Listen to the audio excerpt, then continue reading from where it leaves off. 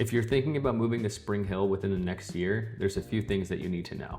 There's the good, the bad, and the things you don't even know about until you actually move here. I've lived in Spring Hill my whole life and I know the area like the back of my hand. I've also helped at least 30 people like yourself looking to relocate from out of state to Spring Hill. So in this video, I'm going to break down what it's exactly like living in Spring Hill in 2026. At any point in this video, if you have any questions or if you're already looking to move to Spring Hill and you're looking for a realtor, you can reach me directly using the contact information in the description below.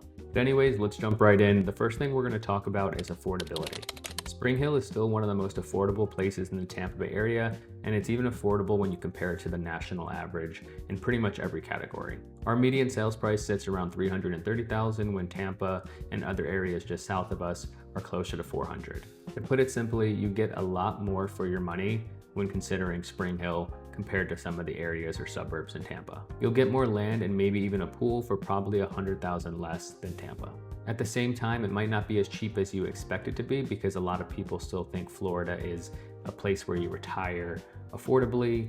And while that still is the case because we have no state income tax, and Ron DeSantis is talking about removing property tax altogether. That's just a rumor though, we don't know if that's actually going to happen. I'll give you an update on that later in this video. But the point is Spring Hill is cheaper, but it might not be as cheap as you expect it to be because prices have gone up, insurance has gone up, and property taxes did as well. The next thing you need to understand is that lifestyle can vary depending on exactly where you land. And what I mean by that is an HOA community versus a home outside of an HOA. There's also other areas around Spring Hill that are in Hernando County, like Royal Highlands, which is Weeki Wachee, or Brooksville, which is a little bit more rural. But when it comes to the lifestyle that you're looking for, Spring Hill actually has it all. We have non-HOA communities with more land and a private pool. We have non-HOA communities with more land and no private pool, of course. And then we also have HOA communities that have all the amenities you could think of, like basketball courts, pickleball courts, community pools, clubhouses, fitness centers. Those obviously come with higher fees or even a CDD fee, which is a community development district fee.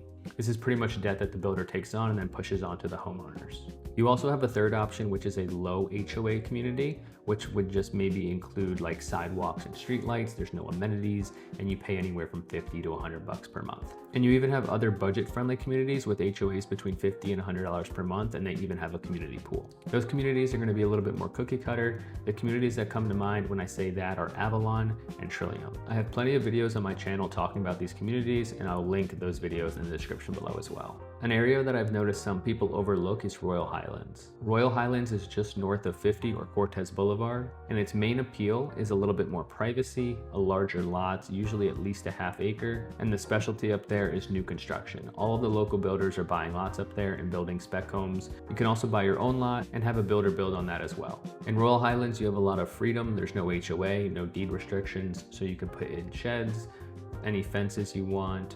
You can bring your boats, your RVs, park them on the lot. You're not gonna have any problem. And then obviously you have all the new construction communities that are being scattered throughout Hernando County. Some are more north, some are central. It really just depends. There's so many projects to go through. I couldn't do it in one video, or at least this video. But my whole point is you have a lot of options when it comes to different types of housing and different types of communities. You have Spring Hill as a whole, which has a mixture of HOA communities and then non-HOA communities surrounding them. You have Royal Highlands, which is just north of Spring Hill and features larger lot sizes, a little bit more flexibility on price, more privacy, and no deed restrictions. And then you have Brooksville, which is more of like rolling hills, more rural and country. And there's even a little downtown area of Brooksville. But other than that, you're a little bit further from some of the main conveniences and amenities that Spring Hill offers.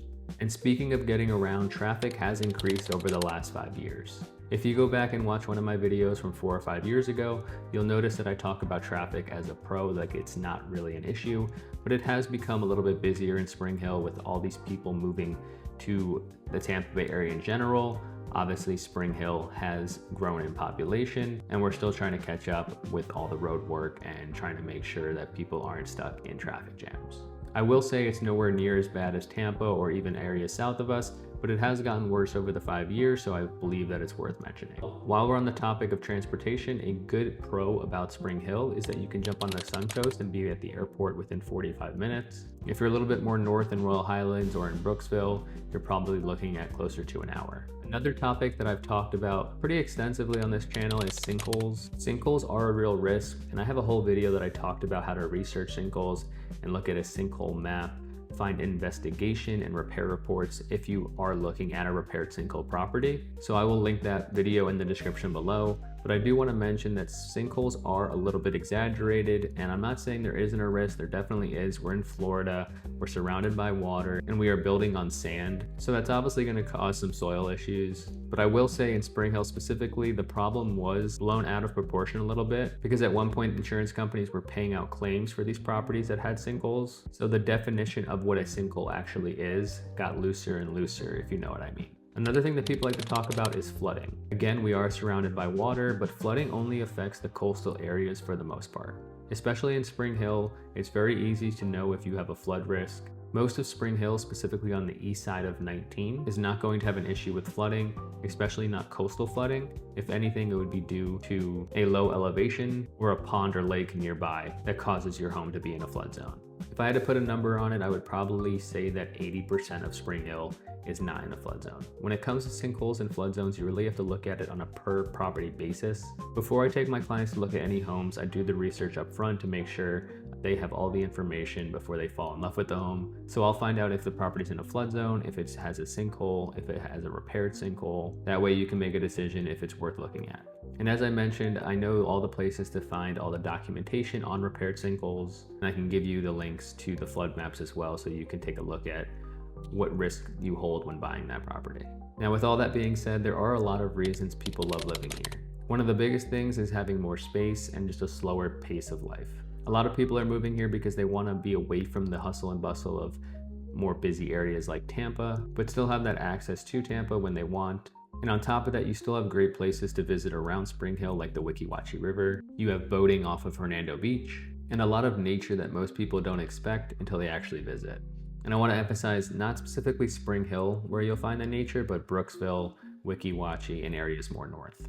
At the end of the day, Spring Hill really comes down to your lifestyle. If you want walkability, nightlife, luxury shopping, and a big city atmosphere, Spring Hill's probably not the best fit for you. But if you want more for your money, more space, and a slower lifestyle, Spring Hill could be a great fit. So if you're thinking about moving to Spring Hill in 2026 or 2027 and want help figuring out what area is the best fit for you, feel free to reach out using the contact information in the description below, and I'll see you guys in the next video.